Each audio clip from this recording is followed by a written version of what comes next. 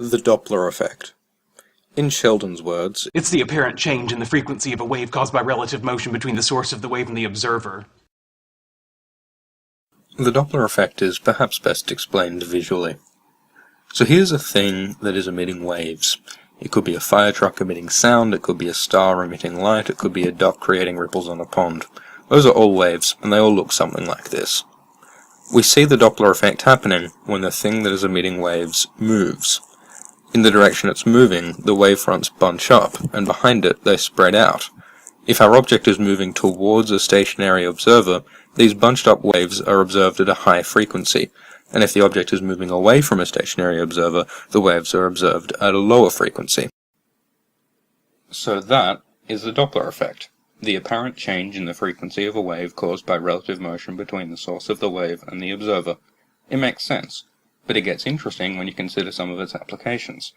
So let's say you are standing in the middle of a road. That's you, and a car drives past you very fast. As it does so, it honks its horn, because you're standing in the middle of the road. The horn to you might sound something like this. So it starts at a high pitch and moves to a lower pitch, even though from the driver's perspective the horn is playing the same pitch the entire time. So what's going on? As the vehicle's coming towards you, the sound waves that it's emitting bunch up, and so are delivered to you at a higher frequency, which you interpret as a higher pitch, because the frequency of sound waves is pitch, and then when the vehicle passes you and is moving away from you, the sound waves spread out, and so you hear them at a lower frequency, a lower pitch.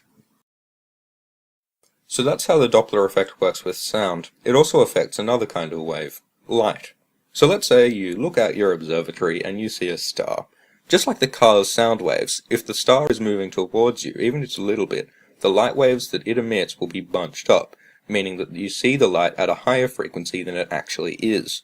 Frequency in sound is pitch, so what does it mean for light? Well, if we look at our handy pocket electromagnetic spectrum chart, we'll see that a small change in frequency for visible light will change its color. Higher frequency light waves means bluer light, and lower frequency light waves means redder light. This is called redshift, and it may possibly be among the weirdest and coolest things of all time. Stars, or anything that you can see, change color depending on their relative motion to you. Of course, you can't see this minute difference with your eyes, but astronomers with the right equipment can use this effect to tell whether stars are moving away from or towards Earth. As it turns out, almost everything we can see in the universe is moving away from us very quickly, which is both an important piece of evidence for the Big Bang and an indication that the Earth might get very lonely in the distant future. Thanks for watching this video. Let me know if you got something out of it.